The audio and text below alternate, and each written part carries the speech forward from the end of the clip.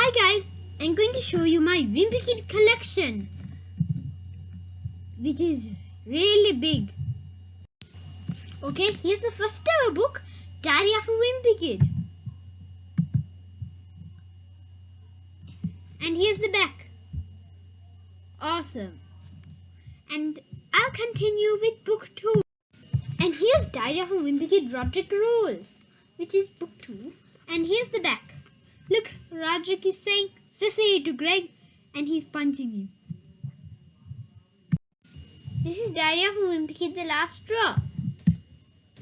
Here's the back. Look, Greg is over the heater and in a bathrobe saying "Ah." And this is Diary of a Wimpy Kid 4, Dog Days. Where Sweeties he is Greg playing video games and Mama opens the curtains and Greg is hissing. Oh, really funny. Here you can see. Hiss. Now I'll continue with book 5. And this is Diary of a Wimpy Kid book 6, Cabin Fever. This is Wimpy Kid book 7, the third wheel, where Greg's middle school has a Valentine's Day dance. And look, here's Greg with a bow and people are running away and hearts and some hearts. I'll continue with book 8. And this is Diary of a Wimpy Kid book 8, Hard Luck, where Rowley, Greg's best friend, ditches him and he's trying to find a new best friend, but it's a bit hard to find a new best friend in middle school. Yeah. This is Diary of a Wimpy Kid book 9, The Long Howl, where Greg and his family goes on a road trip and get a pet pig.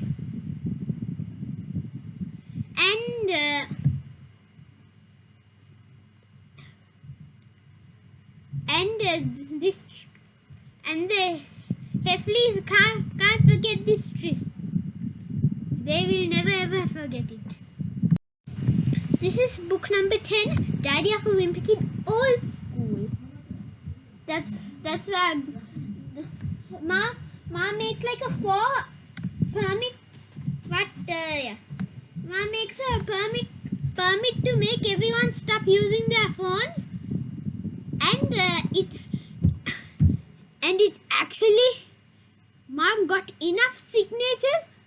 Greg's mom got enough signatures and it started for real. But then at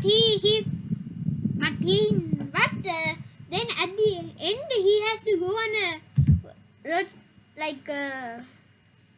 field trip with his school where there's something where the Harscrabble farms, and there's like a crazy farmer called Silas Scratch who has really long fingernails. But turns out it was a lie Greg's dad made up. Well, I'll go back. Then I'll go to book 11. This is Diary of a Wimpy Kid Double Down, where Greg's mom tells him to stop playing video games and explore his creative side of his brain. And Greg decides to make a movie where there are human-eating worms. Real human-eating worms. And something happens. What was it? Oh yeah. Then what? Yeah. And then geese come and eat the worms. You can't make real human eating worms. You can just use candy worms. And then what was it? And then Greg gets grounded, and Rowley, who was one of the actors, was the only actor in the movie, had all the fame, and Greg made him famous, and he didn't even mention a single name mention Greg's name. In this, Greg and his family go on a tropical trip to Isla de Coral. And look, they're on a banana boat ride, and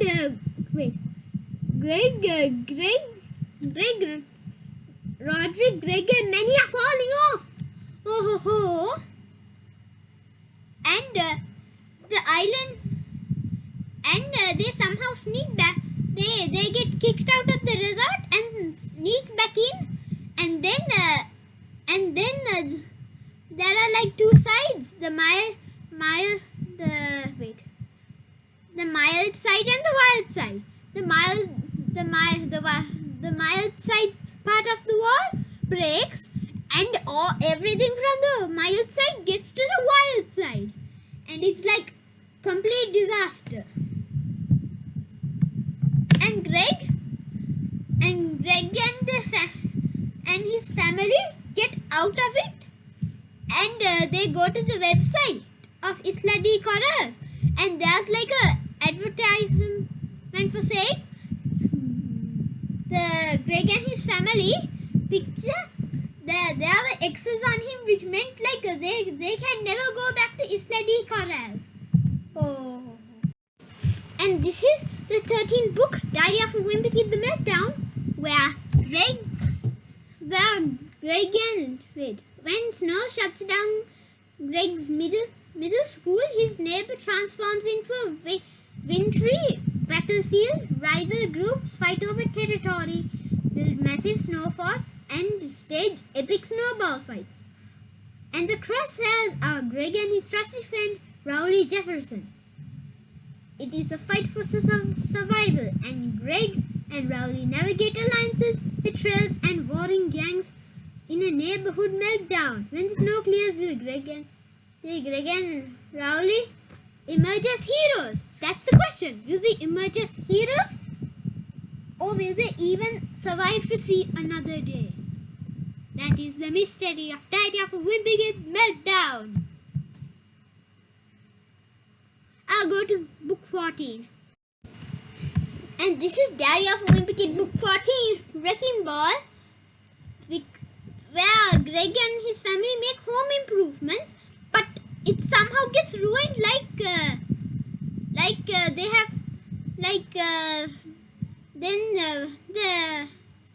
home improvements get into a disaster, which means they have to move. And when the new family come, they ask the Heavleys to remove the hot tub. And while the crane guy who the Heavleys hired to remove the hot tub, there was like wasps. He accidentally hit wasp nets or something, and they were looking for revenge. And the caveman the crane guy, he got stung all over, and yes, he drops the hot tub, which goes to the bottom of the basement where Roderick sleeps. But somehow he survived it, because he was actually in one of the moving trucks, because they moved his bed and he was asleep in it. Well, and Roderick didn't even know anything about it. That's fun. That's weird. Okay, and here's the last book of my collection, Diary of a Wimpy Kid, The Deep End, where Greg and his family hit the road for a cross-country camping trip. They are ready for an adventure of a lifetime, but their plans hit a major snag, and they find themselves stranded at a campsite that not exactly a summertime paradise.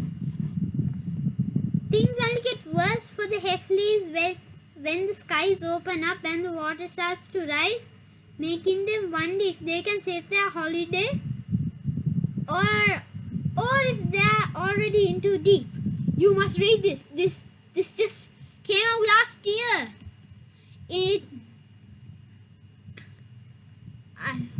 I'm done reading it, and it's really awesome. Well, don't forget to like, comment and subscribe.